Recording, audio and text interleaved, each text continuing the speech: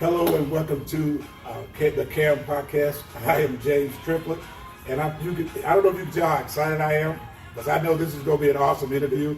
I've got the one and only Drayton Jackson here, and he's a very busy man. He's very busy in the community, and we're just going to have a good time. So buckle your seatbelts and prepare for a wonderful interview. And I am just so glad that he had time, and he's taking the time because he's a busy man to come and sit on this CAM podcast. So sit back, relax, and enjoy this interview. How's it going, Dre? One, I want to say it's an honor to be here because you can get interviewed by a lot of people. When you're interviewed by somebody that's blessed by God, that you don't even understand. It's amazing. So definitely excited to be here and good to have a good conversation. Awesome. Well, I really appreciate you. I appreciate you guys for several reasons. Because when we were trying to find a place to go, just trying to get out of my house, not understanding the bigger vision of what God was doing, I had to call Diane. And by the way, I got to put a plug in for Diane because she is the first unofficial team member of King Silent Ministries. Because she was helping me set up and she was doing things for me, and she never said no. So I want to thank Diane for that. But I want to thank you, Drake, because you provided a place for us when we didn't have a place. And I know that we was in the area, and you were probably like, I hope they hurry up because they just can't stay here. But if you were thinking that way, we didn't know. Not at all. And one of the lessons that I learned, and I know you learned some things from our Bishop Lawrence Robinson, is you never forget the bridge and the people that have brought you over. So I want to thank you and Diane for helping us out when we needed help. Indeed, and then seeing what's here now, I'm just, it was about God, and I knew it. I've always said to you, and I said this to you when you came over, there's certain people that you know are anointed, there's certain people that you know are gifted to it, and they're connected to God. There's a lot of people that do it, but I've always, you prayed on me in church. Every time I moved up to the next level and I came to that altar, you gave the right words and you would always say it. So definitely. Thank you. I want to get a little bit of a background from you. We met via being in church, and you had this favorite word. The bishop would be up preaching. It's all quiet like a little mouse, and all of a sudden, listen! What in the world does that mean?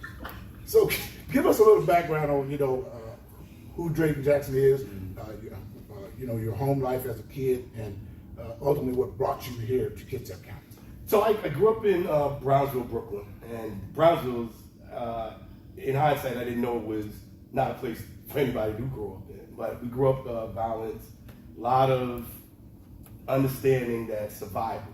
Didn't understand it then, understood it now. Right. I lost my mother at 11 years old, and just really, it took me in a way because I had just got close to my mother. What I loved about my mother, she was a big 6'1" woman. Wow. Very heavy set. Not knowing what she was going through and understanding it now as an adult, she was going through depression. Oh, wow. And we didn't know that then, and it was just things that what she would do that I would be like, all right, why are we doing this? But the one thing that she did that I loved, and when I got older, I understood it. She took us to every denomination of church. Oh, wow. So for 1 month, we'd go to Catholic church. Right. 1 month, we even did Buddhist. And she did it. I didn't understand why, but then when I got older, I was able to sit in every type. Is it just you and Diane, or you guys have more siblings? Or? No, we have more siblings for it. And the key that, it was my sister, my brother and I, everybody else, different fathers, stuff like that. But what I really took from her was it needed to be that way. Because if it wasn't just me and my brother, I think the dynamics would have been different. And I would not have got the value of her. And, as my brother and I got older, we said that. Then I fast forward, I was in the music industry for years. I lied myself into the music industry at the age of 14. What, you like in rap, gospel? No, well, I was marketing and I had a record label. Oh, and okay. I did rap and had my first deal in probably 19, 20 years old. And then I did production. Production was my biggest thing. I worked for Puffy for a while at Uptown, and then I wound up when he started. I was part of Bad Boy. It's called Bad Boy Team. So I did the street team. I was like, everything I learned from that man was just phenomenal as far as how to promote, how to move the needle, but then also Black economics. Puffy was the first to ever really teach and talk to the staff about Black economics. Right. Wow. And I really took that to heart, not knowing I was learning it at that time. When you got older, I was like, that's what he was talking about. Keep it. Oh, if you got a product, let me buy your product. Got it. I understood it, right? And then I did so much from the age of after my mother died. I moved in with my grandmother, right? But my grandma was older, and the disconnect was just there. And I just was like, this is it's not gonna work. So I did my first stint of homelessness at probably the age of 14. Wow. And I was homeless on the streets, bouncing around friends' houses, but I worked in the music industry. So working at the record label, at the studio, the recording studio was good for me because at night I could stay. Yeah. So that was my intro. So I worked at, and some of the names was like Chunk King Studios, Power Play Studios. These were studios that the rappers of our generation, Run DMC and all of them out, that's where they went. So I got to experience that. Wow. So from 12 all the way to 18, I was immersed in the music industry heavy. Wow. And I had got to experience things that God he was showing me what my life was be, not knowing it. Right. And it just really was there. And then I got married young. I got married at 19 because I had a daughter, and I wanted to really, really, be there, right? And immerse myself. Yeah, and and I did not want to be a statistic, and I dedicated myself to really being a good father and tried to do that. Failed at that, but as my daughters would tell. But I had 6 beautiful daughters out of my ex-wife who recently just passed away, and it was a great relationship in regards to understanding to be a young father, right, and to have 6 children to take care of. My goal was I was called Mr. 24 because all I could think about was these girls. Wow. And I just had to go to work and I bust my behind every day, odd jobs here and there. Right. And that just led to a lot. But fast forward, 15, 16 years of marriage, it didn't work out, and then we got divorced, and that's when I got hit with child support. Oh, okay. So when I got hit with child support, that put me on a journey, which now I know is a gift of being homeless. And it really, really was something I've always, even in the music industry, I always helped the homeless. Right. I don't know what the connection was. Right. And I did as much as I can for anybody that was homeless. And fast forward, here I am. So when you talk homeless, you're not just talking something that you read out of a book. Not at all. There's an experience that you have. So that between that first as a teenager and then again as an adult, and I faked the funk for years because I didn't want people in the music industry to know. Right. And what happened was nobody knew I was homeless. So I was going to the parties. I was looking to party. Right. But I wasn't living. Right. So I'm at an industry party for Transformers, and I'm there with shrimp here, with great food, with liquor flowing. Right. I'm there. Right. Party ends, and I'm dressed up. Somebody gets in the cab, somebody gets in their limo, somebody gets in there, and I got on the subway. Right. And that was when it slipped. I was like, I'm done. Yeah. And I committed into the shelter, the men's shelter in New York City, and that kind of put me on the path for the journey here. And then fast forward, I hanging out with one of my best friends for a long time that I knew, and she got pregnant with my first actual son. And it was just, God kept telling me Washington. And I was thinking Maryland, now Washington. Right, yeah. like a lot of us. Yeah. And I'm like, I'm not going there. I said, God, I know, I'm hearing you, but. Did you know anybody up here, or you just like, not at all. Not at all. And like I said, what led to me knowing that it was here, I'm homeless, so I have time on my hands. Yeah. I walk into the Grand Central Station, and there's this huge promotion for Washington State. Wow. And like when you came into the foyer, it just said Washington. Wow. And I was like, okay, this can't be. And I had just finished really connecting with God about it. And I go in and I see the Space Needle. It's all made out. You can walk through it and everything. And I see the Space Needle. I see Bellevue. I see all this is huge. And I'm there. I'm like, oh, this is where you want me to be. Wow. And that started that journey. And what had happened is in the homeless shelters, anybody that knows this, they're so quick to send you out of state. Yeah. So they were like, where you want to go? Yeah. We will help you. So I went and I stayed with my brother for a while, and then I was going to stay there, and then God said no. Wow. And I listened, and I'm so happy I did. Yeah. But I came here, and I still experienced homeless. I had a job and everything set up when I got here, and the job fell through. Wow. Man, that's an awesome story. One of the things that I put it on your flyer, and I got this quote. It said that the best experience of a man is that when he can convert his ideas into reality.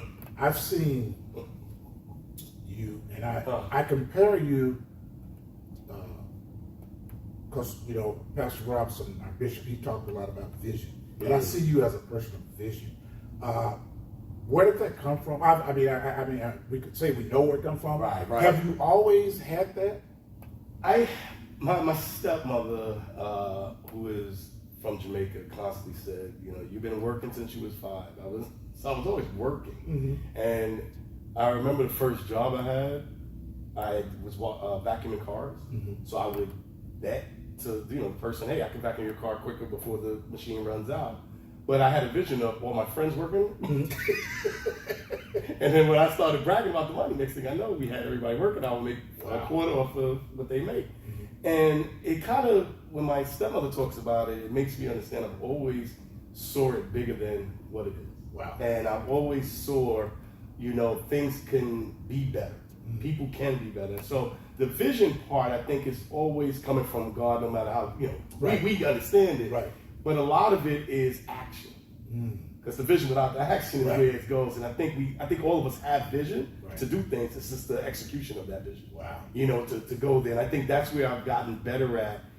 Even in my life, I've done some great things when I look back. Mm-hmm. But I didn't have the pure end vision of, all right, where's this going to go? Mm. Because I think knowing that you have a vision to do it, but then having the plan to do it. Yeah. It's two totally different things. So great at executing it, but now it's like, all right, how do I complete it? How do I get it done? Yeah, I'm glad you said that. That drives me right into my next question. What is your strategic niche? Because everybody's got it. You know what I'm saying? You gotta have that thing that because some people, they'll just see what's happening. They'll be like, okay, but there has to be some kind of strategic niche, some kind of strategic plan that you utilize. I'm gonna say, if you don't mind sharing, I'm gonna say this thing, you're gonna laugh. And as a pastor, you should know, I listen to God without I'm telling you, I have stepped out on faith on a level that, I sit back and I check myself in that mirror to make sure I'm not faking it. Right. I check myself in that mirror to say, is this God? Is this what I'm supposed to be doing? And every time I step out, the amount of doors and opportunity, things that I would be like, why are we here? Right. And it's like, God said be there. I'm like, okay. Right. And then I'll meet somebody and I'm like, whoa, okay. Didn't even know this person was going to be. So the faith part of it, where the strategic plan on the personal level comes from, is where am I needed? And that's where I think for me has been the biggest part. Like even with the foundation now, that's, we were asking for a long time, why is nobody building housing? Right. And I'll never forget, Diane and I were sitting there in our executive meeting, and why are we asking other people to do what we can do for ourselves? Wow. And it just became where we needed, and affordable housing is needed, and we went after the land, and we were just like, let's go, and the vision was what God said, you're going to build something there, just get it, and then make it happen. And sure enough, the way the plan came about was just what we saw. So strategically, it's always where we need it. Wow. It's never just being, let's just build something to do it, let's just get involved. Where we need it to help. And that's been the biggest strategic plan that I've played a lot in. Wow. Is how do we build around the need to help, somebody else. How do you deal with people who just don't get how God is using you to do what you do, and you maintain who you are? When I got elected to the school board, I had 11,000 votes, which at the time, gentleman told me was like one of the biggest votes for somebody who didn't have an opponent. There was no reason for 11,000 people to vote. Right? Yeah. So when I got elected, it was so interesting. I had just not right before that, I think I had talked to the bishop, if I'm not mistaken, and I didn't want to do it because that's not what I didn't want to get elected. I wanted to go and talk to debate issues, Right. and I was just like, and word that I heard was, yeah, you need it. Mm-hmm. You need to step over there. Right. Step in. You got voted in. Right, Go do right. it. And I said to myself, wow, that I didn't get the support, right, that I thought. And even to this day, not to call it out like that, but even now, I have not gotten the support from certain people that I thought I would. Right. And I realized when I got on that board, and then COVID happened, I said, no, I'm here. I don't have to worry about nobody supporting me. Wow. I have to just be here and represent them, whether they understand it or not. Right. And the lens and the voice of the black man in the community, but then also somebody that's been through poverty, somebody that's been through homelessness, I bring a whole different lens. Wow. So I know that my voice needed to be there. Right. And that's the part when it comes to not getting that support. A lot of people don't know that you're there for them. Wow. And it's like, yeah, you don't understand it, so that's all right, but I'm still going to represent you, Wow. whether you want me to or not, right? 'Cause Yeah. I know when I speak, I'm like, we put that on ourselves as well, right? And a lot of times, I know that person is going through that, but they don't know how to be that voice. They don't understand, Right. So I speak on that, I'm glad you talked about that community piece because, man, you play a major role in this community. And you mentioned the boards and things that you're on. As an African American man, have you ever sensed that there might have been a twinge of stereotyping or racism directed towards you, and how do you deal with that? I mean, I show up. Because sometimes we'll try to say, oh yeah. Sometimes it may not be that. You know it's that. I got it from the black community more than I got it, and the whole Tom thing came about with a number of people, Right. and not understanding it. And I remember having a discussion with a community leader, and I said, "Oh, I get what you're saying, but Martin Luther King was a politician that never sat in any seat." And when you look at Martin Luther King, I go back and I laugh all the time because I tell people he took those bottles and bats and bites so he can go see the president. Right. Because policy changes things. So a lot of the places I've been in, I show as my authentic self. Right. It's the most comfortable place because I know that when I'm going to speak, I'm speaking because this is my stance on it. This is what I know is my lens, and you can't take away my expertise on that. Right. Wow. So even if there is, I'll have those uncomfortable conversations. And so you're not afraid to at all, because if we play with it, it doesn't get changed. Wow, man, say that again. So I've learned when I got on the health board, because I'm on the health board here, right? I waited. I literally did not fill it out because I know we had more qualified people. But then when nobody showed up, I got a call from somebody that was just like, "You got to do this." Wow. And I was like, I got too much stuff. Right. But then I looked at how powerful the health board was, and then I looked at, whoa, our community just went through something. And what really got me to get on the health board was, wait a minute, COVID happened, and there was a black woman that discovered it, and we still were suspicious. Wow. And what I saw was the gap. There was nobody black in between having those hard conversations. So we had these great doctors that did not look like us. So let's go back to Tuskegee. We ain't trusting things. Right. So I said, I can go there, and I knew a couple people they didn't want that. Right. But it's like, don't matter. Right. I'm gonna show up and I'm gonna bring a lens to you that you haven't. And to the credit of the board and to the credit of the administration of the health board, they said it to me personally. Man, I thank your insight. We didn't even think about that. Wow. So in these spaces, regardless of when I'll give you a perfect example. We talk racism. When I got on the governor's poverty reduction committee, this was a group of 21 people with lived experience on social services. Right. We got in a room with all of the leaders of departments in Washington State, DSHS, you name it, that had an acronym on it, we was there.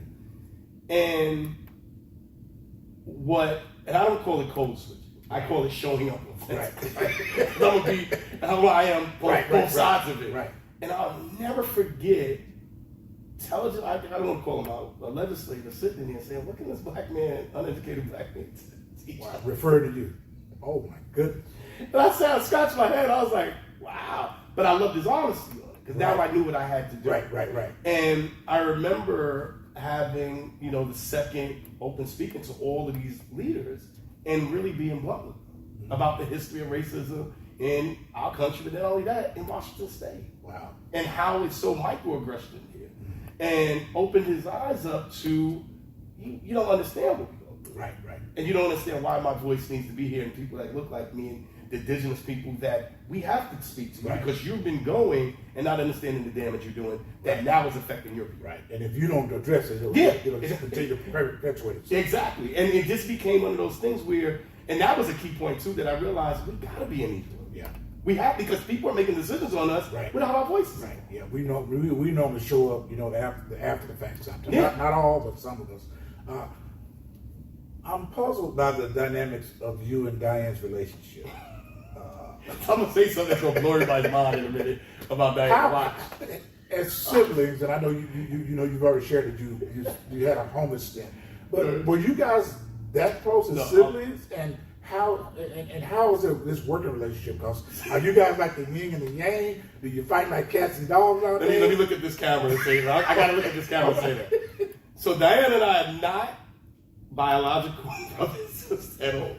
How this came about, this is how close we got. Right.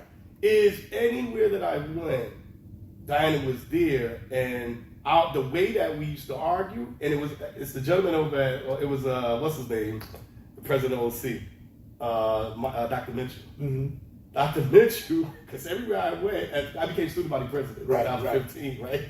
So I was like, Diane, we was already working together with another foundation. Right. So Diane shows up at every time in my office now. Diane is there. Right. And he was just like, "Man, your sister loves you." And I was like, "What are you talking about?"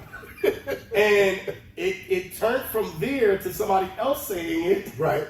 And the next thing I know, I get to church and everybody's like, "I saw your sister." And I was like, "You should just say it's too much." Yes, that's what's up. And I started to explain it to people, and it wouldn't work. So we called and God brought her here too. And she had moved from, not to tell her story, get her on the podcast. Right. But she you heard that, Diane. But she came here. It wasn't a calling. She said I just got up and I needed to be somewhere, right? Wow. But then the calling came when she was just like, okay, I know I need to be here. She didn't know why. And we met at Safeco Field. At the time, it was called Safeco. She had worked downstairs for the vendors and stuff and doing all the tallies. And when I met her, I hated her because right off the bat, because she's very combative. Not Diane. I didn't see that side of her. But maybe I just didn't work with her long But enough. the combative side is what I believe I needed. Right. Because you can have, I call Diane, and she's working on a book called The First Follower. Oh, right? wow. And the reason why is because everybody has a first follower. Yes. We always, sometimes it's not the wife, and I'll never forget my wife meeting her. My wife said, "Look, I can't do what she do." Yeah. Don't ask me. Right. God brought you somebody that can do it. My advice to you, figure it out. And it really, she took a chance, and I said this to her. She was living in Tequila in Seattle, over on the Seattle side. Mm-hmm. And I said, "Look, if you follow," this is what God told me to say. I said, "If you follow me over to do this mission, I don't know what it is, what we're going to do, you will be bigger than me." Wow. And if you notice, anyway. Yeah, I've seen all the selfies, the pictures.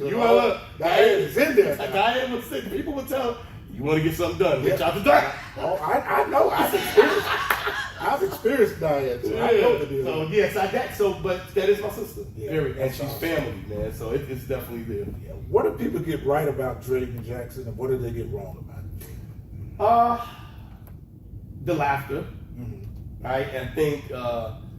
I was a George Burns fanatic. I love George Burns. My father hated that crap. My father was like, "Why you follow this, right?" George Burns laughed. Right. George Burns enjoyed life. And when I saw him in God Almighty, it blew my mind. It was like, man, this dude is, like, he's having fun. He's smoking a cigar. He's short. And he's playing God, for crying out loud. And it just, his whole demeanor towards life. So I think people take the laughter as it not being serious. Now, what I will say, what that came from was, when I was in Brownsville, I had a brother, little crew that we hanging out. We have our own little crew.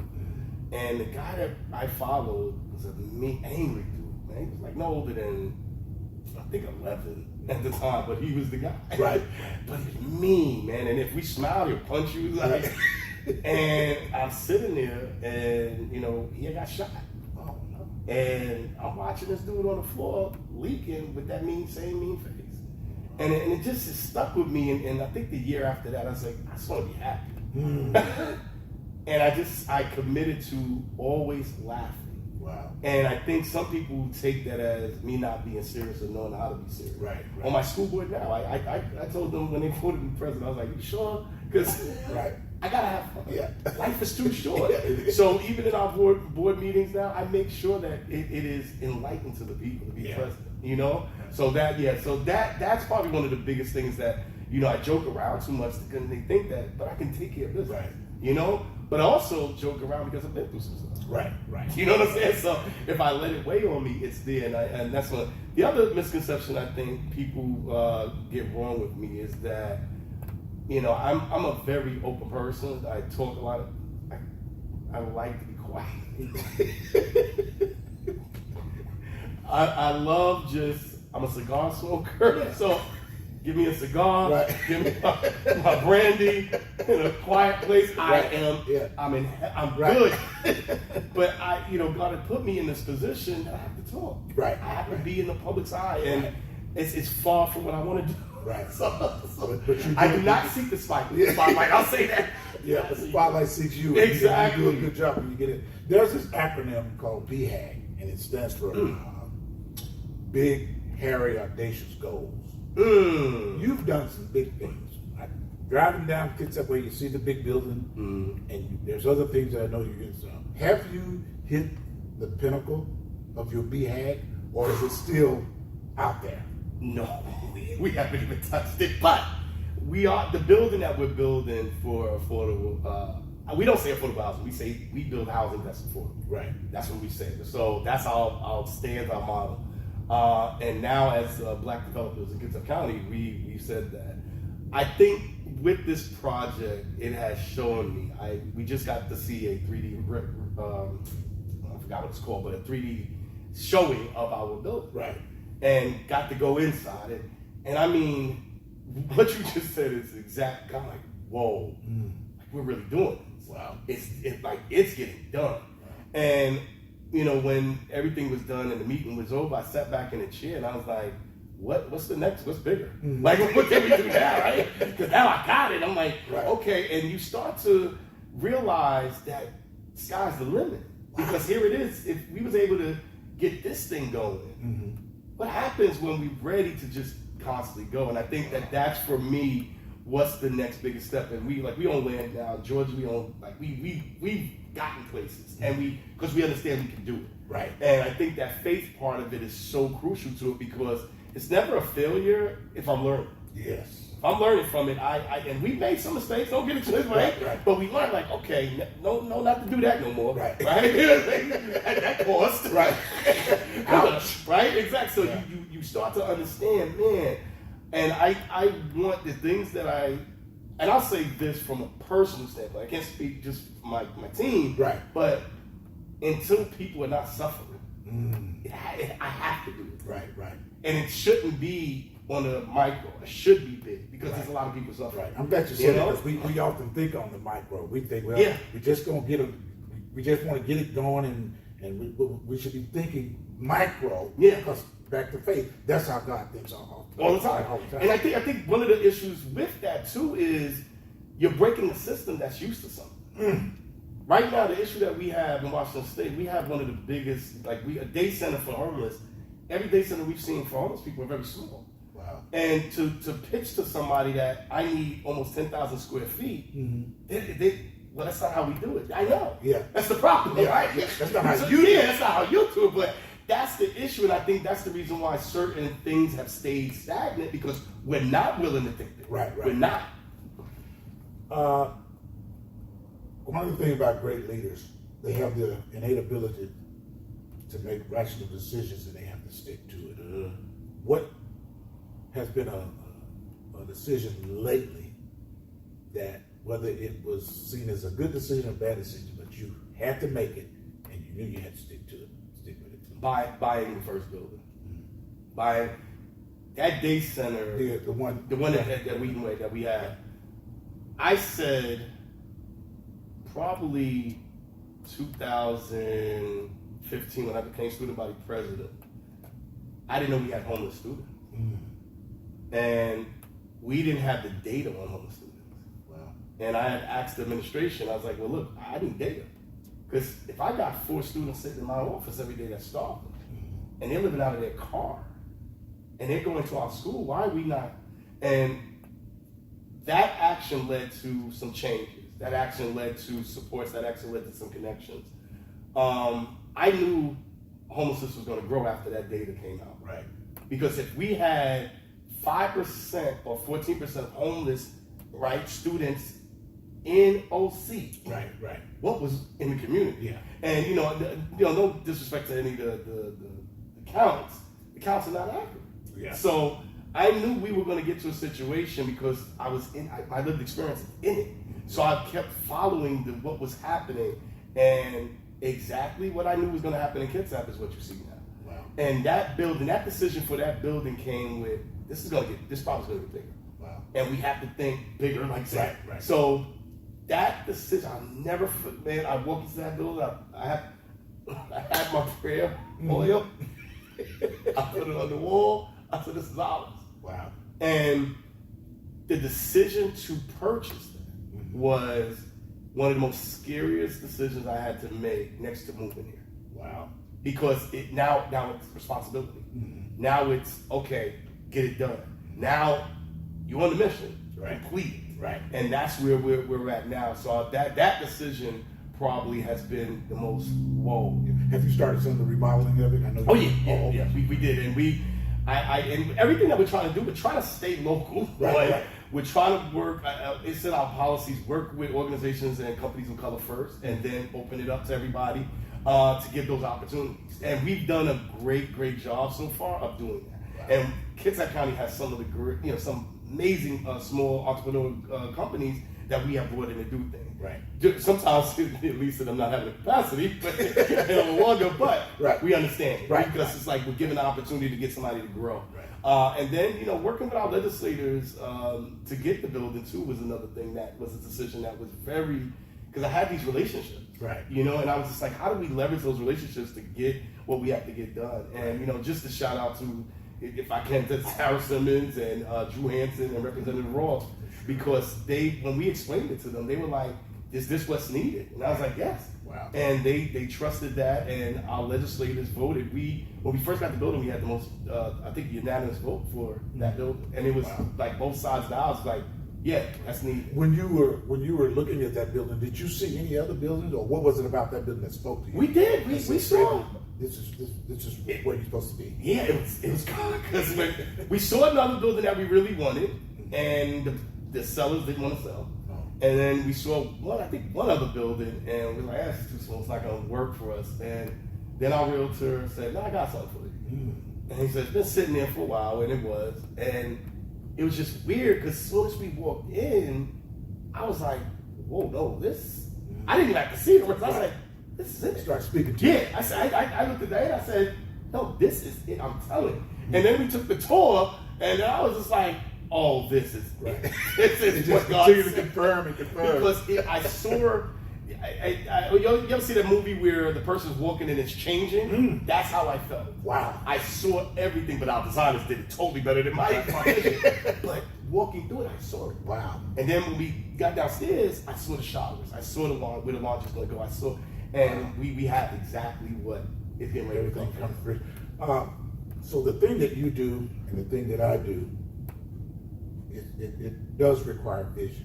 Yeah. We also know that without people, the vision, it'll kind of just fizzle out.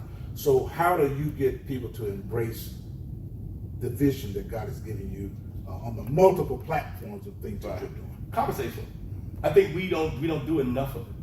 We don't, and I learned that watching the decisiveness on the school board.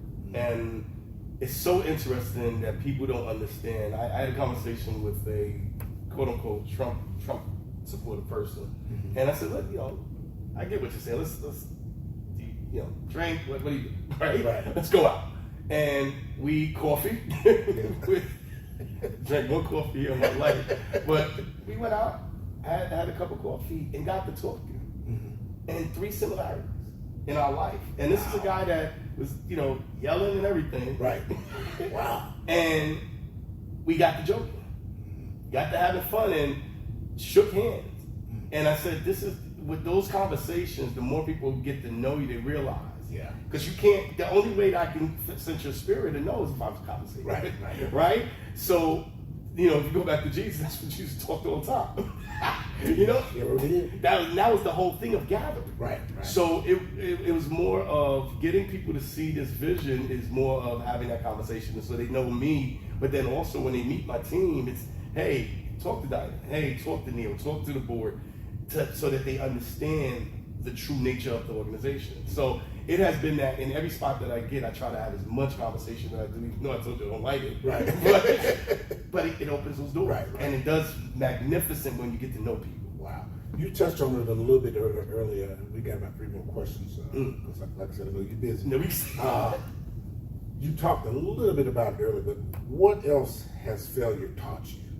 Oh man, that, and I think I love the hip hop generation, because that's where that really came out of, was it's not a loss, it's a learning, and that's taught me that never believe your own narrative. And because I think what we do is we beat ourselves up so much when we make a mistake, and when we lose something, and you have to be able to say, you know what, let's go. That happened, let's go. Right. And that's what it has really taught me, is that fear of trying to do it again, and then I may lose again. It's okay. Right. Because at the end of the day, I have to make sure that I keep growing, and I can't grow unless I experience it. Yeah. And those failures are the greatest things, because in those failures, there's these little micro lessons. Yeah. That when you break down what you've done and you go through it, you sit there and you say, oh, okay. And a lot of times, I think me, especially in the position I'm in as quote unquote a leader, it's what I can teach somebody else. Right. And that's the biggest thing for me, is that how can I make sure that this person doesn't make that mistake? Right. It doesn't go down there and pass that on. So that's the lessons that I've learned, is that within any loss, any mistake that I've made, that there's a lining of information in that. And I take that information and I grow it to make it stronger. So we're going to do 2 more questions, and I'm going to have you look in that camera and say whatever it is you would like to say. Are you a risk taker, and is that vital in the business that you're in? You have to be, especially as leaders. What we do, because the risk of it is it gets done. Right? I think what we do is we think about the risk as negative. Yeah. But what if it does happen? Right? So I try to look at it from that, and I'm a servant leader. Like all my leadership skills. Shout out to Olympic College, organized leadership. Right? All of the tests I've taken, I'm a servant leader, and being a servant leader is so important to me, because I want to serve at the best of people, and I always want to make sure that people know that I'm here for you, not the other way around. Whatever you need to try to get to wherever your goal is, and God has you, that's what I want to do. Wow.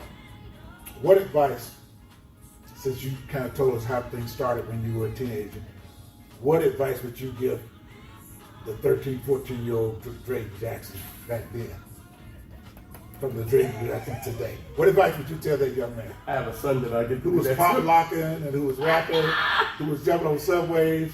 What advice would you give that young man? It's gonna be all right. Because at that age, I really thought that I wouldn't live to see 21 at all, and I was, the way I was moving was for death. Wow. And at that time, black men was, dying at that rate. And I'll never forget having my daughter changed everything for me on that, because now I can look at that kid and say, bro, this life you're about to have is about to be amazing. It's going to be all right. That's awesome. So this is going to conclude my interview with the great Drayton Jackson.